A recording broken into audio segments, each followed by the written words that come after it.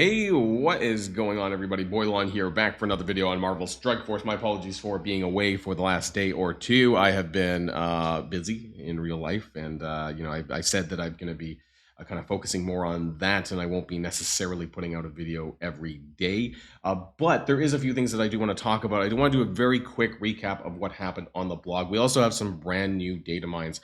For basically the next week and a half, we actually have the next leaderboard event, which is going to be a Gear Tier 20 bio event. But I do want to talk about a few other things that are kind of on my mind as well.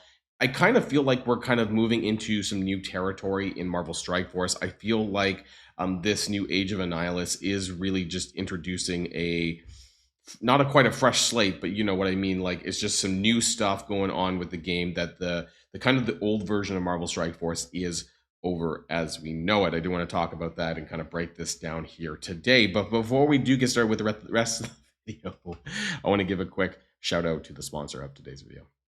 Hey everybody, today's video is sponsored by Fist Out. Have you been looking for a competitive card game set in a fantasy world with fast-paced strategic gameplay? Then this might be the game for you. There are tons of different races and character classes in this game that truly help you to immerse yourself in it. Also, the art style in Fist Out is beautiful, using a mixture of cell shading and high contrast colors combined with lively visual effects designed to create a really fun atmosphere.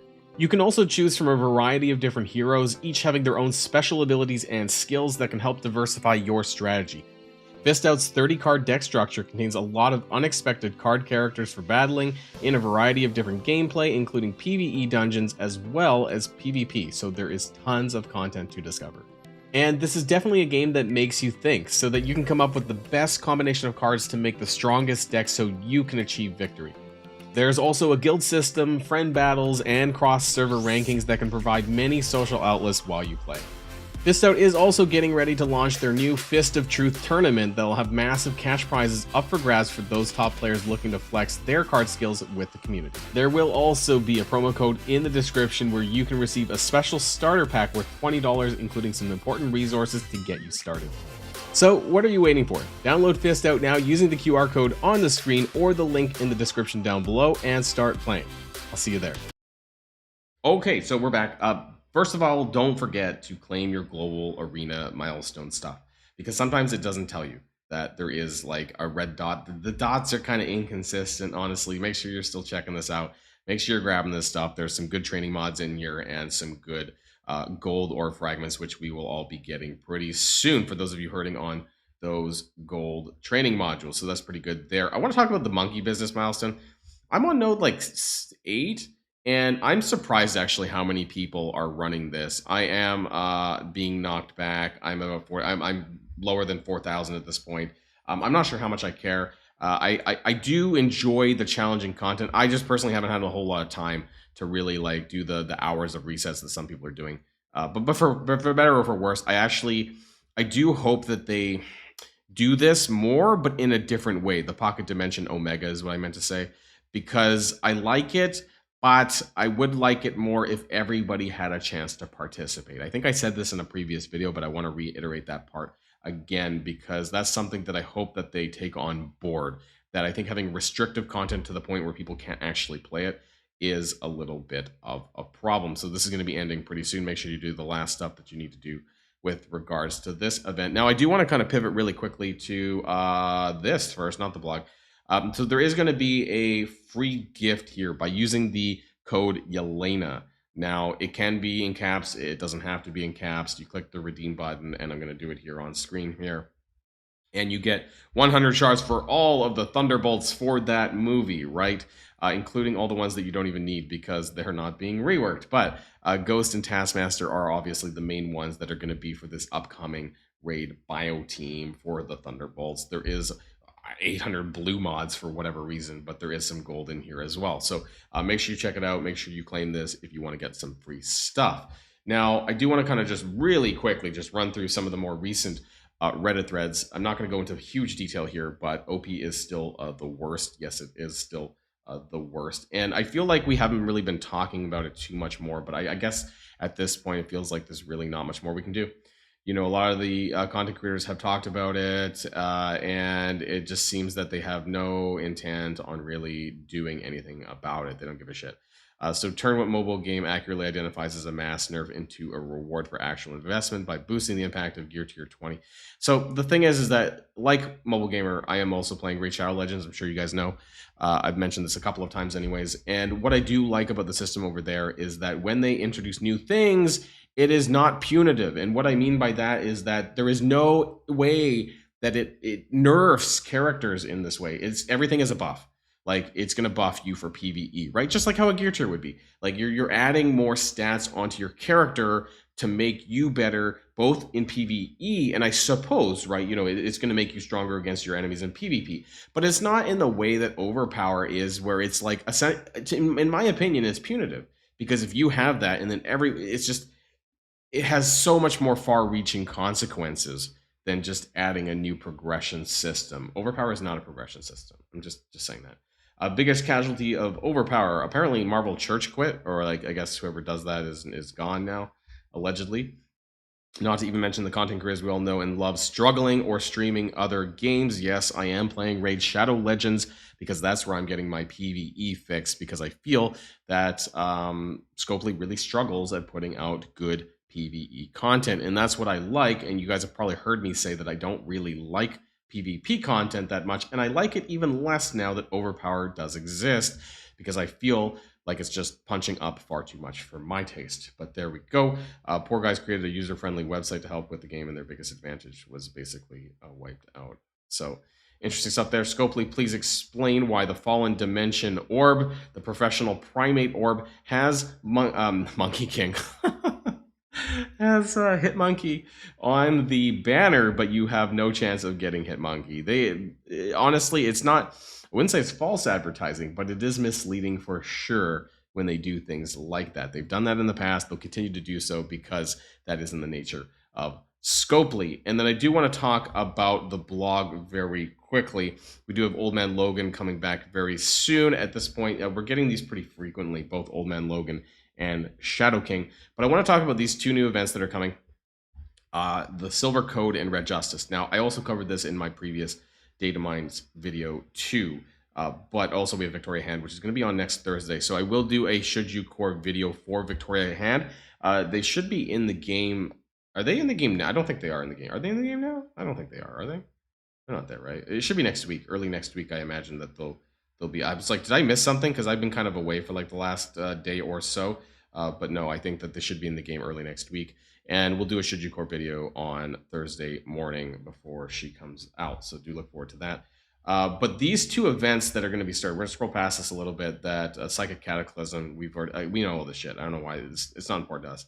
More Twitch drops. PS, if you want 5 Victoria Hand shards, you need to watch 4 hours of fucking Twitch. Good God. Maybe I'll do it. Maybe I won't. I mean, honestly, this is they're taking the piss at this point. I think 2 hours, fine. 4 hours, nah. You could set it on AFK, and that, you know, it is what it is. But I think it's garbage. Anyways, okay. Silver Code. So this is interesting, right? Daily and weekly objectives. This is starting on Monday. Play raid battles, spend raid credits. I mean, I hope that you don't really need to do a lot of these things, or it's very easy to do. What are you even spending raid credits on these days? Like, I don't even know. Honestly, I don't even know. I don't know what I'm spending my raid credits on. Like, almost nothing, right? There's nothing to do with it. I have so many of them, and they're going to be transferring them over, right, to other things. So do I need to open these things now, actually? I'm just wondering. I'm going to make sure you save these things also, because you're going to get points for this later on. I guess there's all these where you could do raid orbs into Ultimates credits, but honestly, I don't even know if that's the point either. What am I going to spend my raid credits on? But anyways, you get weekly objectives for earning Armory 20 orb fragments and then opening the Armory 20 orb. Now, just to go back to that, we have that weird-ass Gear Tier 20 Super Deal milestone thing, which does the same thing. But you don't really need to do that. Also, PS is total garbage either as well, because you can't get to this because you have to pay money in order to access this final milestone. Also, the milestone rewards are fucking garbage. So yeah, this whole thing is trash. But that was reminiscent of this, that you're getting points for opening Armory 20 orbs and also using Hitmonkey and raids at 5, 6, 7 yellow stars, which you don't have anyways. So we'll see what kind of stuff we get out of this. It does say Silver Sable Shards, of course. How many? I don't know. And do you need to open the Armory 20 orbs? I would just hold on to them anyways, because it starts Monday. You're not going to miss that much in 2 days. And then also, Red Justice, this is the new Alliance milestone. I think this is going to be basically every week at this point. We're getting 25 Daredevil Modern Shards. This is very much like the Havoc one that we had for like 4 weeks. So that's kind of what I expect here, to pick up more of these shards. Now, how far? I wouldn't expect us to go very far. Like, hopefully we can get the Daredevil Modern Shards. Beyond that, I know that they've been more punitive and trying to nerf how many milestones that we're able to clear when it comes to this. I don't know if I'll be, I probably won't be doing an event video tomorrow because there's not enough here to really talk about at this point. So we're kind of just compressing everything into one video. There's a player council vote for the MSF PV, which I guess is still going around. So if you're interested in that, you can go check this out. I haven't really been keeping up with what's going on there though. So let's jump on over to the Datamines. All right, let's start things off with the data mines, or let's get to the data mine section. Anyways, there is a little bit of an update that happened in this past update on Friday.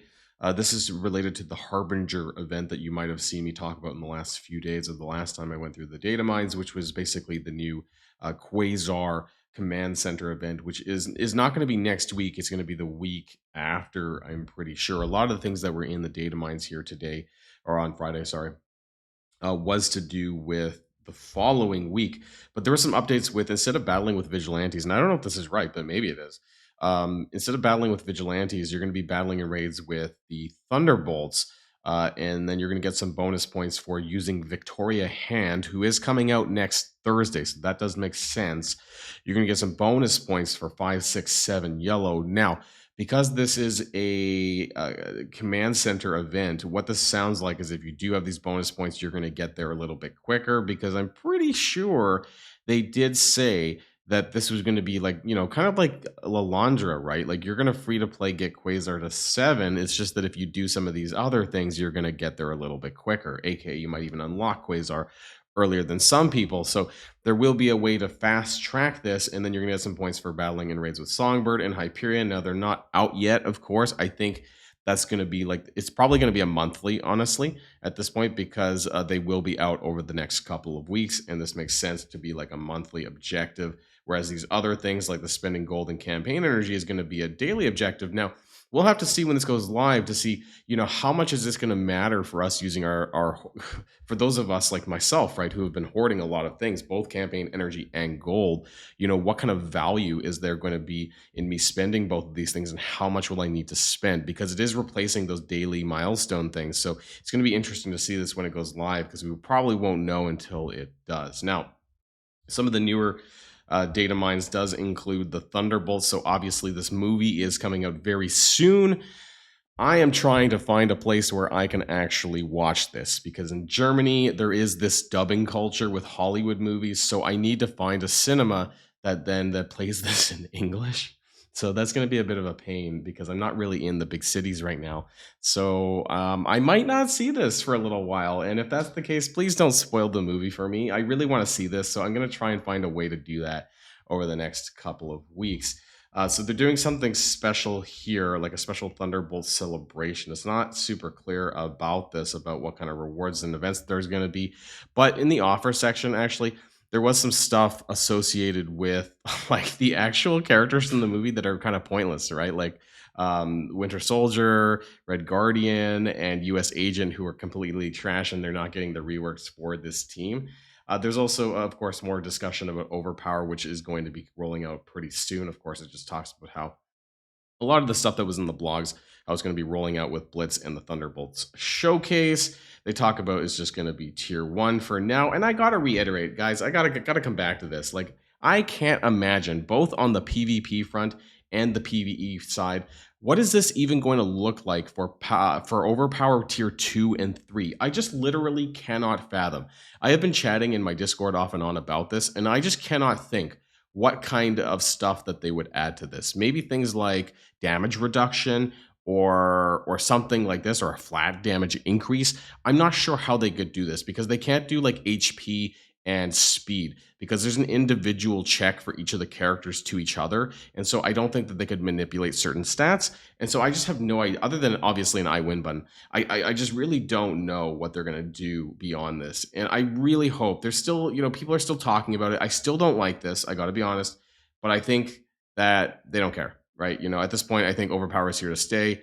they don't give a fuck about what we care about. So there we go. Coming soon, Stolen Thunder. Now, this is going to be the next leaderboard event. And I think this is kind of interesting because, yes, they did say that we're still getting leaderboard events, but it does give us a better idea of what it's going to entail and going forward, what kind of expectations there are for events. You know, this video is kind of essentially I don't know if I will be doing weekly event videos anymore on Sunday because I don't know if it'll be necessary. Definitely not for this coming week. I may do one for this, but I mean, it doesn't look like there's a whole lot of inputs anymore. So they are kind of simplifying the events, but that makes it sound like that they're going to make it more pay to win, or they're not going to make it as free to play friendly because there's going to be less things that you can do about it. So this is going to be a Gear Tier 20 Bio Gear leaderboard with Thunderbolt Diamond Orbs.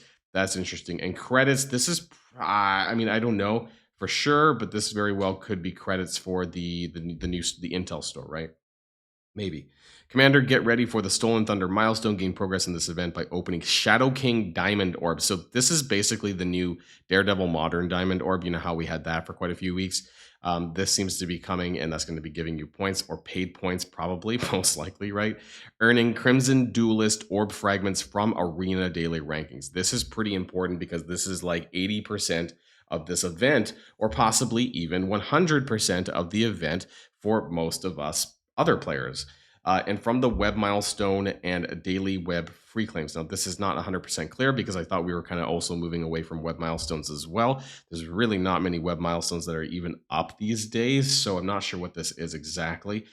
Compete for Gear Tier 20 BioGear and Thunderbolt Diamond Orbs and earn fantastic rewards including Crimson BioGear, Tier 3 ISO 8, Diamond Orbs, and Dark Diamond credits. So it's going to have probably just a regular event milestone. Now, I don't think this is going to be necessarily in the command center. I think it's going to be in just the regular milestone, but there we go. And then the Crimson Duelist Orb contains Crimson gear, including guaranteed Gear Tier 20. So this is pretty huge. But the way that you get this is through daily payouts from Arena Daily Ranking. So making sure that you're in the top 10, basically, or as high as you possibly can, is going to matter. We'll have to see what the actual breakdown is. I don't know if we're actually going to get this on a blog post or if it's going to be, you know, kind of when the event goes live.